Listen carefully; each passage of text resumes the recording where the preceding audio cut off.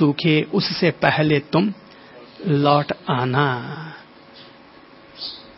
अनुपश्यना जीवन में इसलिए जरूरी है क्योंकि अपन लोगों के भीतर इसी तरह के भंवर जाल, इसी तरह के मकड़ जाल, इसी तरह के मोह जाल, माया जाल, वासना जाल, इसी तरह से अपन लोगों के भीतर बनते रहते हैं और पता नहीं कब किसका कौन सा शब्द हमें बार बार याद आता रहता है। अहो मेरे सिर के बाल सूखे उससे पहले तुम लौट आना। देखो उसने मुझसे कितने प्यार से कहा था पर मैं उसकी बात को पूरा न कर पाया। तो अपन लोगों के भीतर न जाने इस तरह की कौन सी स्मृति आ जाए, अतीत की कौन सी ऐसी स्मृति आ जाए और हम पर हावी हो जाए।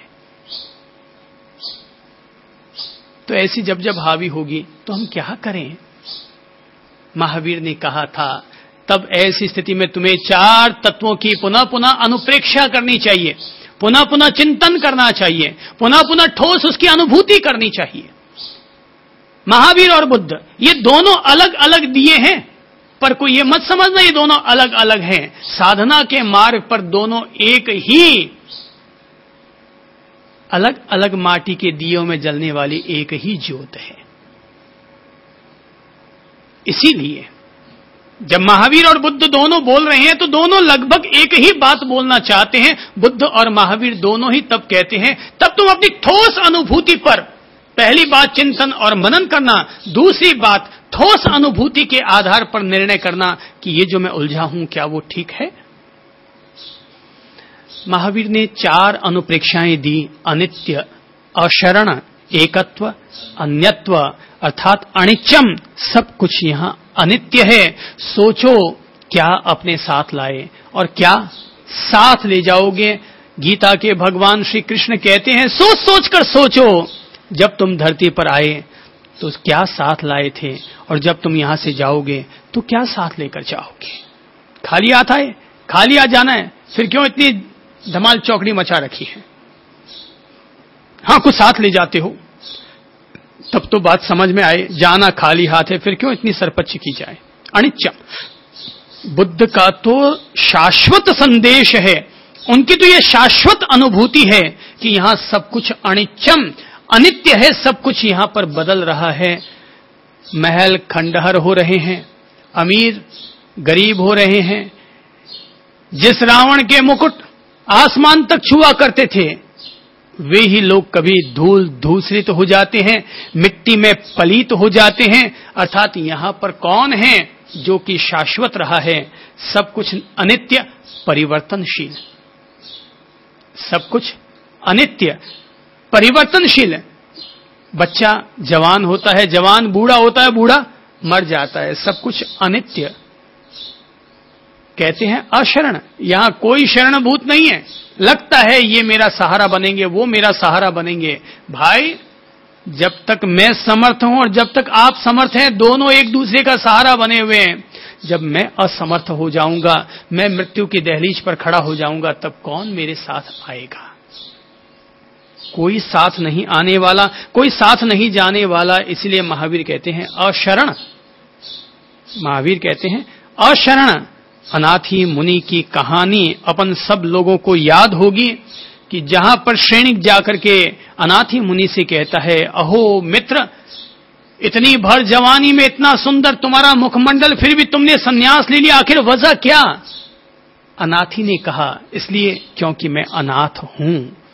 बोले तुम अनाथ हो तो मैं तुम्हारा नाथ बनने को तैयार हूं। मुनि हंसता है और कहता है भाई जो खुद ही अनाथ है वो मेरा नाथ क्या होगा। राजा कहता है क्या बात करते हो, मेरे पास राजकोष है, राजमहल है, राजसेना है और तुम कहते हो मैं अनाथ। अनाथी ने मुनि ने कहा भाई जो गलती तुम कर रहे हो वही गलती मैंने भी की थी। मेरे पास भी इसी तरह से राज सैनिक थे, राजमहल थे, राजरानियां थी।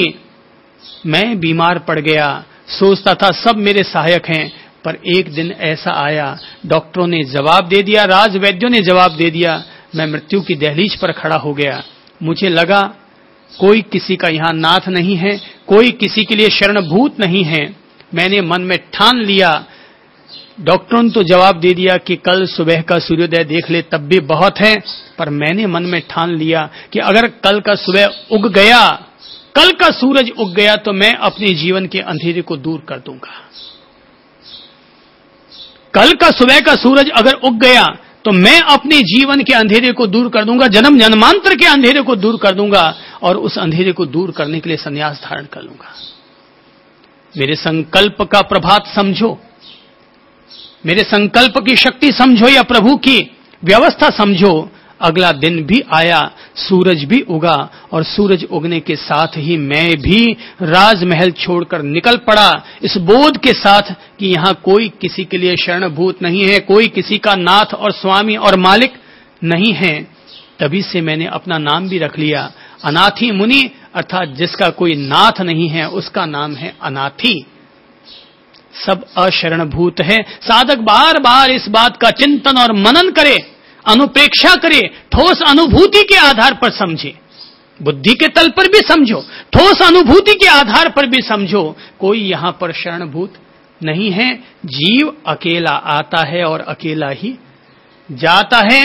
वो अपने शरीर को भी अपने से भिन्न देखता है, वो शरीर को अपने से भिन्न देखता है और अपने भीतर रहने वाली अशुचिताएं, अपवित्रताएं, गंदगियों को समझता है और व्यक्ति जानने लगता है, अरे जीवड़ा, तू किस काया के प्रति, किन गुप्तांगों के प्रति इतना मोहित होता चला जा रहा है, जबकि ये सारा शरीर तो गंदगियों से ही भरा पड़ा है।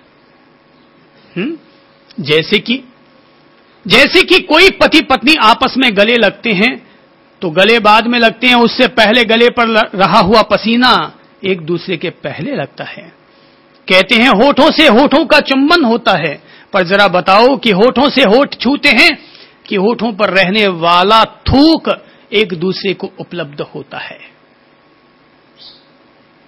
वो कहते हैं, बुद्ध कहते हैं कि ये सारा शरीर गंदगियों से भरा पड़ा है। 32 प्रकार की गंदगियां बुद्ध ने अपने तरफ से ये गिनाई है कि इस शरीर में क्या है।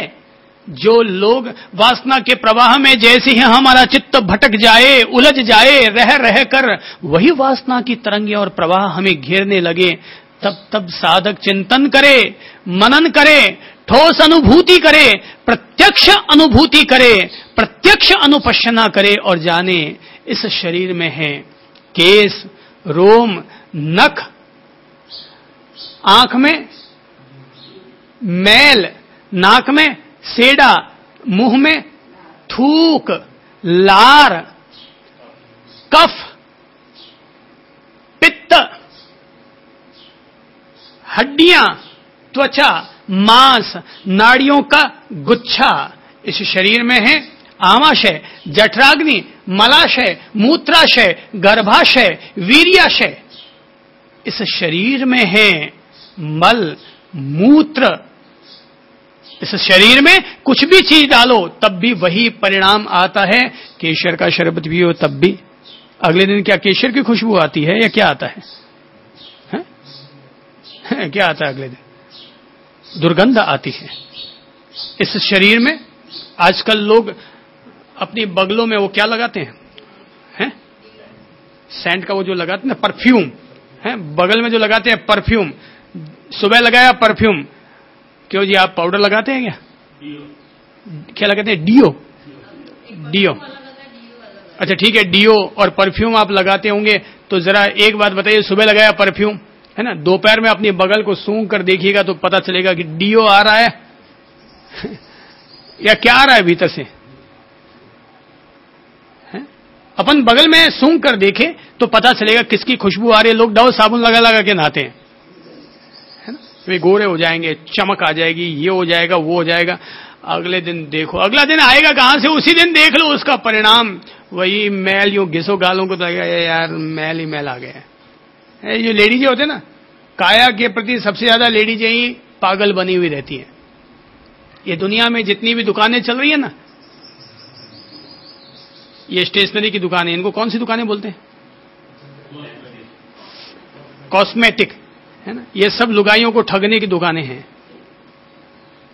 क्योंकि उनको काया से ज्यादा राग होता है, तो काया का श्रृंगार करना चाहते हैं तो ये सब ठगाते रहते हैं।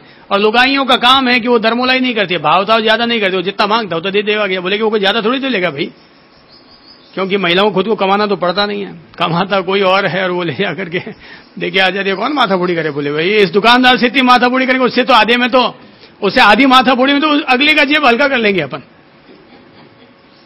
अपने पति का जेब हल्का कर लेंगे। ऐसा चलता रहता है। पर बताता हूं कि अपन कुछ भी डालें, पुनः पुनः साधक को चाहिए वो इस बात का चिंतन भी करे, मनन भी करे, अनुप्रेक्षा भी करे, ठोस अनुभूति भी करे कि इस शरीर में क्या है। भाई जब अपन खाते हैं ना, उसका तो अनुभव करते हैं, क्या शानदार स्पंज वाला राजभोग है, क्या अंदर केसर डली हुई है, अंदर एक पिस्ता भी है, इलायची भी है, यार मजा आ रहा है, आप लो मजा। मैं ये नहीं कह रहा मजा मत लो, पर मैं ये जरूर कहूंगा कि भोग वासनाओं में उलझा रहने वाला प्राणी, जिह्वा इंद्रिय के स्वाद में लोलुप रहने वाला प्राणी, अगले दिन सुबह जब निवृत्ति के लिए जाए तो उस विलय के तत्व को देखकर ये भी समझे तो क्या यही है राजभोग। उस निवृत्ति के दौरान जो अशुचि हुई है, जो अपवित्र तत्व जिसे हम अपवित्र कहते हैं, भाई खाया तब तो वो पवित्र था, अब 8 घंटे के बाद वो अपवित्र कैसे हो गया? इस काया को 8 घंटे में जो कुछ हम डाल रहे उसको बड़ा पवित्र मान रहे थे, गंगा जल से शुद्ध कर करके खा रहे होंगे, पर 8 घंटे में वो अपवित्र हो गया। अर्थात भोग वासनाओं में उलझा रहने वाला प्राणी भली भांति चिंतन करे, सोचे, देखे, ठोस अनुभूति करे और भीतर में ध्यान करते हुए, अपनी अनुपश्यना करते हुए जाने, अहो इस काया में क्या है? मल मूत्र, गोबर, थूक, मवाद, पीप, इस शरीर में यही सब तो भरा पड़ा है। मैं जिस काया से लिपटा हुआ हूं, मैं जिस काया के प्रति इतना मोहित हूं, आखिर वो काया क्या है? एक कहानी आती है और ये कहानी है, जैनों के 24 तीर्थंकर हुए हैं, उनमें से एक तीर्थंकर है जिनका नाम है मल्ली। ये लेडीज तीर्थंकर हुए, स्त्री तीर्थंकर। शायद दुनिया में जितने भी पैगंबर हुए, अवतार हुए, तीर्थंकर हुए, उनमें से एकमात्र जैनियों में इतनी हिम्मत आ पाई कि उन्होंने एक स्त्री को तीर्थंकर मानना स्वीकार कर लिया। बाकी तो ये पुरुष प्रधानता वाला देश है, ये पुरुष प्रधानता वाला देश है और यहां पर तो हर चीज में पुरुष प्रधान, पुरुष की प्रधानता। अब मैं तो आज तक नहीं समझ पाया कि ये लोग जो जैसे कि साधु साध्वी की व्यवस्था होती है, कहते हैं कि कल का संत और किसी साध्वी का 80 साल का संन्यास पर्याय है, मगर फिर भी वो कल जिसने दीक्षा ली है उस संत को प्रणाम करेगी। मैं व्यक्तिगत तौर पर इस व्यवस्था का हिमायती नहीं हूं। मैं मानता हूं ये पुरुष प्रधानता वाली बात है, ये पुरुष प्रधानता वाली बात है। मेरी समझ से अगर कोई व्यक्ति जिसने आज संन्यास लिया है, उस व्यक्ति को कतई किसी भी स्थिति में अपने से ज्यादा संन्यास जीने वाले व्यक्ति के द्वारा प्रणाम नहीं करवाना चाहिए। कोई बोले कि 80 साल की साध्वी और 15 साल के संत को प्रणाम करें, मैं इस व्यवस्था का हिमायती नहीं हूं। अगर केवल इसलिए वो उनको प्रणाम करिए क्योंकि वो एक स्त्री है और संन्यास लेने वाला दूसरा कोई व्यक्ति पुरुष है, केवल इसलिए प्रणाम किया जा रहा है कि वो पुरुष है, तो मैं मानूंगा ये व्यवस्था गलत है।